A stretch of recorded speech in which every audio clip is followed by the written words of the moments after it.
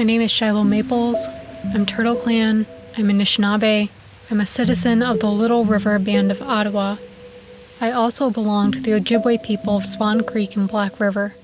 I am speaking to you from my homelands, here in the Great Lakes. Welcome to Spirit Plate.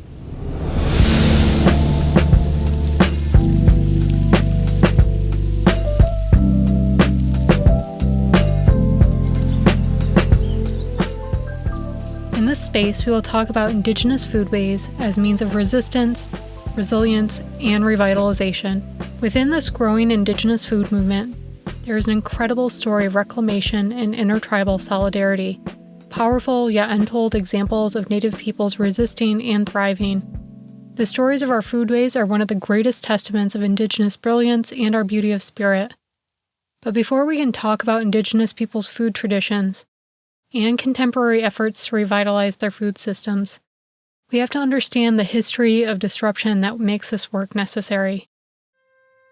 In today's episode, we're taking a closer look at the era of Indian Reorganization, which took place in the late 1920s through the 1930s. This was a pivotal time as the U.S. government began winding down its assimilation policies and made moves to strengthen tribal self-governance. To start us off, I'm going to go back a little earlier to discuss how the previous eras influenced the events in this era. If you need a bit more context of what was happening just prior to this era, check out episodes 5 and 6, a two-part segment on the allotment and assimilation era. In 1926, the Institute for Government Research appointed Lewis Merriman to conduct an in-depth survey to report on the conditions of American Indians. Lewis Merriman had advanced degrees in both government and law and had vast experience working for several government bureaus. Merriman was chosen to head this investigation of Indian affairs because of his experience studying government operations. After his appointment, Lewis Merriman formed a small team of content experts, and they set out, often traveling solo, to visit schools, hospitals, and reservations across the country. The survey team was provided only a year to complete a complete survey of all American Indians, so that the changes could begin before a new administration took office after the 1928 election. Within that short time, the survey team managed to visit close to 100 reservations in 23 states and produced an 847-page report. The official report was published in 1928 under the title, The Problem of the Indian Administration. But since then, it has been commonly referred to as the Merriam Report. The Merriam Report included 8 sections that examined the general policies at the Bureau of Indian Affairs: health, education, economic conditions, family and community life, and other aspects of Native communities. In terms of health, the report stated that the health care provided by Indian services was below reasonable standard, and that this could largely be attributed to the lack of funds allocated to provide care. Lack of funding resulted in personnel shortages and high turnover of medical staff, which often led to lowering of personnel requirements so that people who were unqualified for positions would secure permanent appointments. Many Indian service staff lacked any understanding or training of Native languages. Inadequate funding also meant a lack of adequate medical facilities and equipment. This chapter of the Merriman Report also pointed out that the absence of quality care was most apparent when looking at the Indian boarding schools maintained by the government, which the survey team described as grossly inadequate. Native children were malnourished from the meager rations and poor diet, were living in overcrowded conditions where contagious disease was not contained, suffered through insufficient medical care, and were subject to heavy labor. In its conclusion, the health chapter stated that the single item most affecting Indians' overall health is the food supply. Whatever the situation may have been in the past, the Indian is now given, whether as a rationer or pupil, a very poorly balanced ration. The Merriam Report concludes that on the whole, the American Indian has been starved or fed inferior food.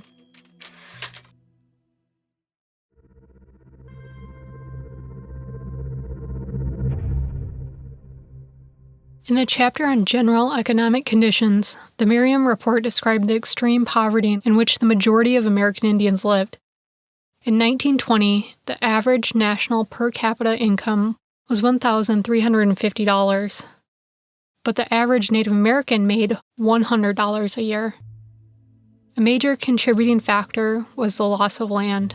When Native Americans did have access to land, the land was generally unsuitable for meeting their own needs or making a living from farming.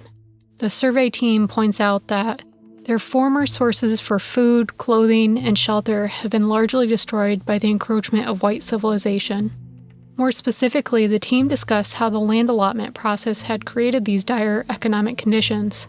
The report observes that allotment of land to Indians were generally made more or less mechanically. Little consideration was given to whether the parcels of land would be productive or provide a livelihood.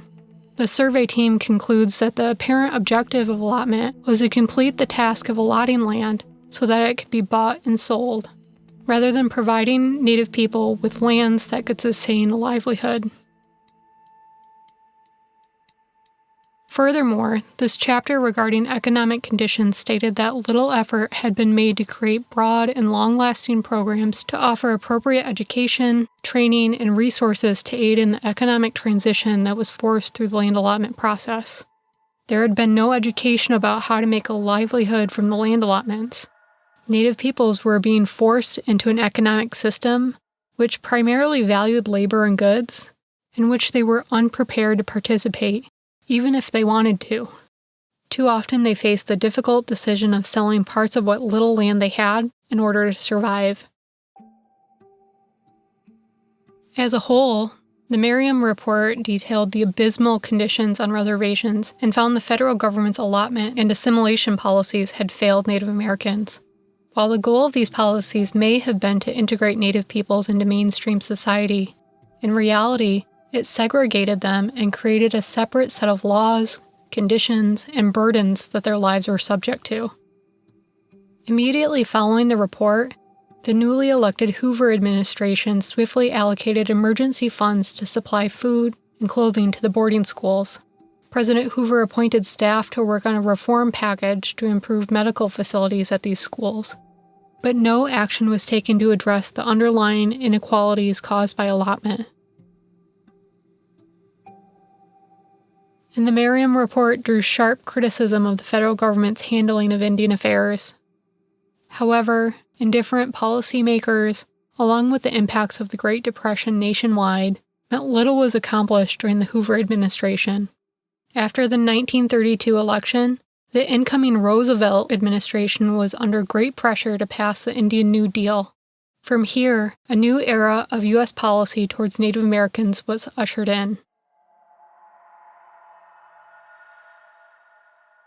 In 1933, President Roosevelt appointed John Collier as the Commissioner for the Bureau of Indian Affairs. John Collier was a sociologist and social reformer who had spent much of his early career studying issues facing Native peoples and advocating for an end to assimilation policies. Many would even say that Collier romanticized and fetishized indigenous cultures.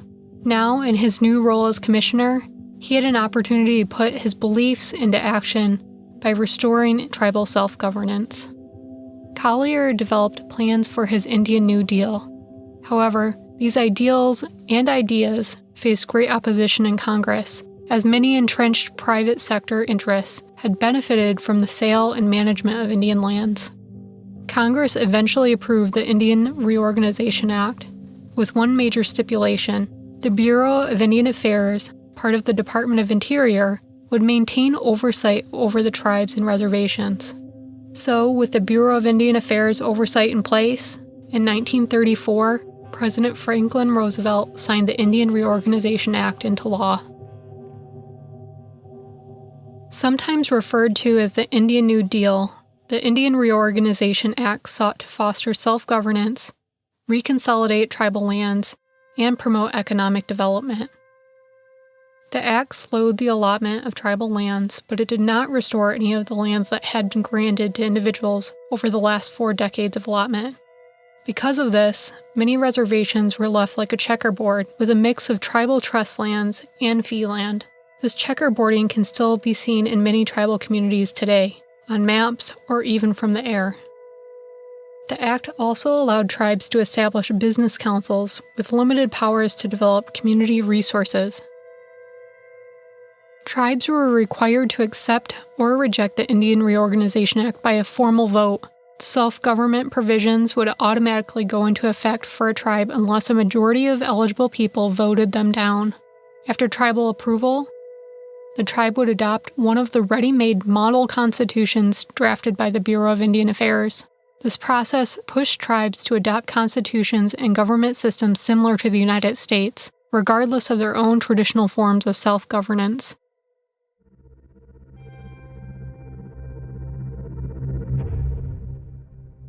The U.S. government offered economic incentives, such as federal subsidies, and granted permission to establish business corporations, provided that a tribe would adopt an American-like constitution. Many tribes felt pressure to accept the new legislation, just as they had felt pressure to accept previous policies. Despite the rhetoric of self-determination, the Indian Reorganization Act showed little to no consideration for the diversity among tribes, ignored unique customs and traditions related to decision-making, and attempted to impose universal solutions to all communities. When it came down to a vote, over 170 tribes voted to accept the Indian Reorganization Act, and approximately 75, among them the Crow, Navajo, and Seneca, rejected it. Just a couple of years prior to his role as Commissioner of the Bureau of Indian Affairs, the U.S. government had appointed John Collier to administer the Navajo Livestock Reduction Program. This was said to be a conservation effort in response to overgrazing on Navajo land, located near the northern parts of Arizona. An environmental survey conducted in 1930 had shown that overgrazing had led to reduced vegetation, and this was causing erosion of the soil that would only worsen unless the sheep and goat population was reduced by at least half. More contemporary analyses complicate the conversation, though, as historians have pointed out that in the years leading up to the reduction program, the Navajo people had experienced a population boom, yet their land base had remained the same. While the government's solution was to reduce herds, another valid solution could have been to expand the land base for a thriving pastoral people. The Livestock Reduction Program instituted grazing permits and herd limits for each family, and all livestock above that amount would have to be culled. Some Navajo or Dene did not take the reduction of their herds quietly. For years, the Dene rebelled and resisted. Over the span of a few years, the federal government confiscated close to 300,000 horses, goats, and sheep from the Dene people. Some were given up voluntarily, others were sold under market value, and others were simply shot where they stood. To government officials, these herds had little market value, but to the Dene, sheep and money were not interchangeable. These herds, especially the churro sheep, are a central part of Navajo life. This dramatic reduction in their herds resulted in significant losses to culture, food supply, and economic livelihood, reducing many families, and many women in particular, to poverty. Over the years, through the allotment process in boarding schools, the U.S. has endeavored to strip Indigenous women of their traditional roles as agricultural producers and transform them into housewives. Prior to colonial influence and pressures, Native women engaged in farming, gathering supplies, and other labor-intensive tasks. But colonial society judged women's traditional roles as unsuitable, demeaning work for a woman. Through the Dawes Act, legislators hoped to assimilate Native people into mainstream society by dividing communal lands into individual parcels and adopting individual households. During the allotment process, parcels of land were given to male heads of households. As Native men were given property rights and were pushed into making a living from the land, women's roles became more and more restricted to the inside of the home. The Indian boarding schools furthered this shifting of gender roles. While young men were trained for wage-earning occupations, young women were trained to support them from within the home. At these institutions, girls were taught to sew, cook, and clean. Again and again, we can see how these assimilation policies altered the structures of community life by shifting gender roles and making women economically dependent. The livestock reduction program is yet another example of this. The Dene acquired use rights to grazing land through matrilineages, and women typically owned a large share of the sheep and goats. So these policies and events caused particular anguish to women across the community. In self-organized campaigns, the Dene signed petitions denouncing the livestock reductions, John Collier, and the entire Indian New Deal. Though there is little historical records of these petition meetings, some historians suspect that women played an instrumental role in those discussions and petition campaigns. In 1935, when it came time for tribes to vote whether to participate in the Indian Reorganization Act, Collier's new assignment, the Navajos rejected it. Historical explanations for why the Navajo rejected the Indian Reorganization Act vary. Some say that the herd reductions were seared into Dene memory as a grave injustice at the hands of John Collier. Some analyses emphasize these events as another example of the federal government's heavy-handedness and mismanagement of tribal land and affairs, while others point to the fundamental differences in culture as a primary factor. I believe it was all three. Even today, there are Dene people who are still working to revitalize the churro sheep herds.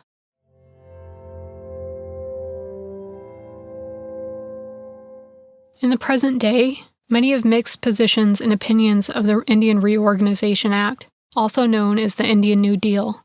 While the Act did emphasize the need to involve Native people in the policies affecting their communities and provided some new opportunities for self-governance, the Bureau of Indian Affairs oversight continued a long history of paternalism and left little room for tribal governance based on cultural values and protocols.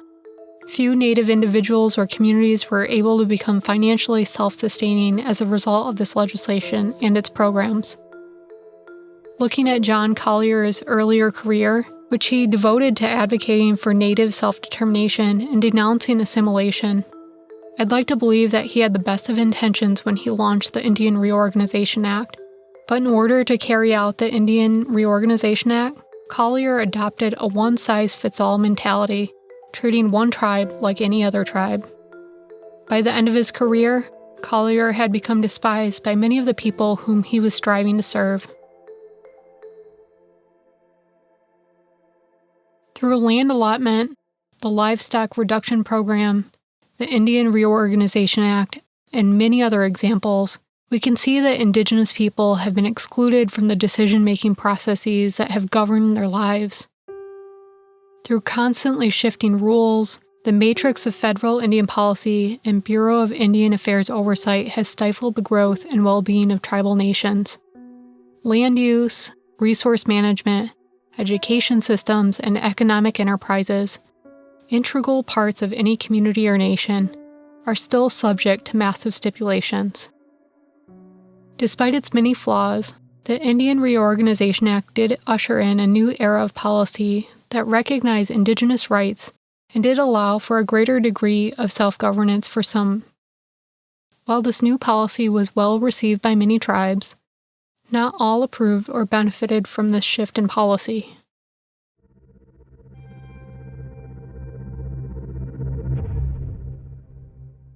The Lumbee people of North Carolina are one of the indigenous communities who were failed by the Indian Reorganization Act. The Lumbee believed that the new law was an opportunity to gain federal recognition and all of the rights that came with this designation. The Indian Reorganization Act and John Collier set forth a framework that to be considered an Indian person, one had to be one of three things: a member of a federally recognized tribe, a descendant of a member of a recognized tribe, or one half or more Indian blood. According to this Indian Reorganization Act rule, if the Lumbee were able to obtain certification of members of the tribe as one half or more Indian blood, the community could begin the process of adopting a constitution and thereby become recognized. Using these criteria, the Bureau of Indian Affairs sent federal officials to evaluate the Lumbee claim as a historically contiguous Indian community. At the end of the day, the federal officials found very few members of the tribe that were willing or able to provide certification, and so these outside officials speculated that the group most likely descended from a collection of other nearby tribes. So despite having the largest state tribe in North Carolina, and meeting all other criteria outlined in the Indian Reorganization Act, the Lumbee were unable to provide sufficient evidence to Congress of their continuous historical presence in the region. Their fight for federal recognition continues. The Lumbee experience shows how Native American communities were ill-served by the classification systems put forth by the Indian Reorganization Act. Historically, Native communities have not defined community membership and belonging based on race. Race is a social construct. That is to say, it only exists because society says it exists. There is no biological distinction between people from different cultures. Despite this fact, these blood quantum rules continue to be one of the primary ways the federal government determines who they recognize and who has rights as a Native person. For those that aren't familiar with the concept of blood quantum, this is a concept developed by the U.S. government as a way to measure the amount of Indian blood an individual has. Blood quantum, or the fraction of Indian blood, is calculated by going back to the original census rolls for the tribes, and the individuals listed on these original census rolls are considered full-blooded. According to this government rule, as Native people have children with people of other races, this reduces the fraction of Indian blood of their descendants. The federal government uses this measurement to issue what is called a certified degree of Indian blood, a card similar to an ID card. This certificate of Indian blood is required for any Native person to access any health benefits, child welfare protections, and hunting, fishing, and foraging rights that are provided through treaties. Blood quantum can also impact whether someone is eligible to become a citizen of a tribe. When an individual's blood quantum falls below a certain threshold, the federal government no longer has any legal responsibility nor treaty obligation to that individual. Eventually, using blood quantum rules, Native peoples would literally breed themselves out of federal recognition. Through the Indian Reorganization Act and Bureau of Indian Affairs, the U.S. government has imposed these racial boundaries onto Native communities. These racialized and colonial ideas of nationhood and citizenship continue to be a part of critical conversations across Indian country today. When I began reading the Merriam Report, my first impression was how progressive and incredible it must have been for such a survey to have been conducted in the 1920s. In many respects, the report did help put into context the living conditions in Native communities and point to the many failures of the federal government. Yet, as I continued to delve deeper into the findings, it became evident that any attempt at objectivity had fallen short. The perspective in which the team examined Native life was still through the white American lens. The standards used to assess Indigenous communities' progress were based on colonial society's economic priorities, definitions of health, and concepts of wealth. Similar language has and continues to drive community development. Even today, the same ideology has led many down the road thinking that Indigenous communities and other communities of color around the globe are underdeveloped, primitive, and underutilizing valuable resources.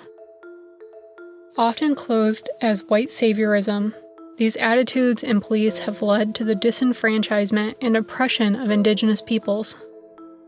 While the report pointed out the federal government's failure to keep its promises to Native Americans and protect them, the observations and assessments made of Native peoples are patronizing and deny Indigenous people of any genuine agency over their own lives. Reflecting on the Merriam Report and the events of this era, one of the most disheartening observations is how little has changed in almost a century. Food insecurity, or the inaccessibility of healthy food, remains one of the primary causes of chronic illness in Indian country. medical care for Indian country is still woefully underfunded, understaffed, and under-resourced. Economically, many Native people continue to experience some of the highest rates of poverty nationwide. These inequities are all outcomes of intentionally constructed legal systems and social environments meant to oppress Indigenous people and exploit our homelands. To understand the necessity of sovereignty, we have to understand this relationship between power and control. People have to understand that the power imbalances did not emerge naturally. They were strategically crafted so that white Americans would be the ones to benefit from the generosity of this land and the subjugation of its original inhabitants.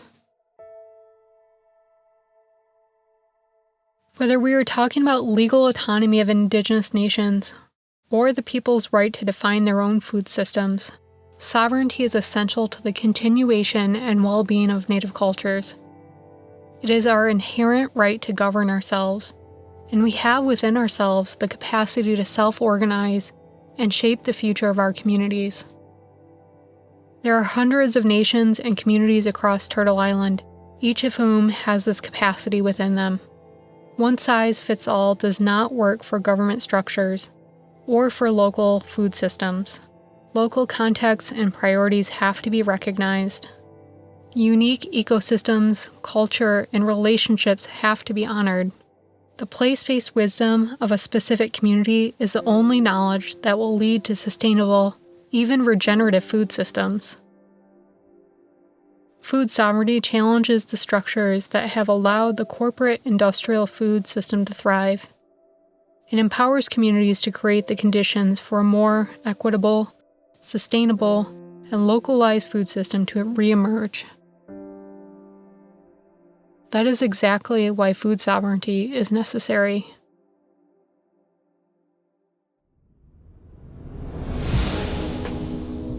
The Spirit Plate podcast is an honoring of all the Indigenous communities across Turtle Island who are working to preserve and revitalize their ancestral foodways. We will talk about Indigenous foodways as means of resistance, resilience, and revitalization. Thank you for listening to Indian Reorganization, Episode 7 of Spirit Plate.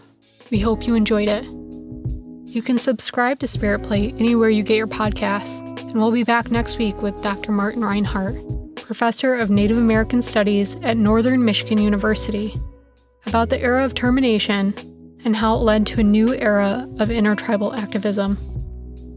Throughout Season 1, we'll discuss some of the social, political, and historical reasons why the Indigenous food sovereignty movement is necessary. A critical understanding of the journey that led us here needs to become a more common understanding before American society can give life to a new, more equitable food system. And a more equitable food system requires narrative equity. Indigenous people must get to define their own relationship to land and food and tell the stories of their work themselves. Through interviews with seed keepers, chefs, farmers, and community members, this podcast will share what food justice and sovereignty looks like for Indigenous peoples across Turtle Island. As your host, I'm inviting you to the table and into a deeper conversation. I hope that you'll be inspired to think about your own connection to place and how this has influenced your relationship to food. I also hope you'll feel moved to build genuine relationships with the original caretakers of the place you reside and consider how you can stand in solidarity with their communities. If you would like to learn which Indigenous community's homeland you reside upon, visit native-land.ca. That is native-land.ca. Spirit Plate is part of the Whetstone Radio Collective. Thank you to the Spirit Plate team, producer and music composer Kat Yang, audio editors Kat Salinas and Bethany Sands, researcher Giselle Kennedy-Lord, and intern Indigo Clarkson.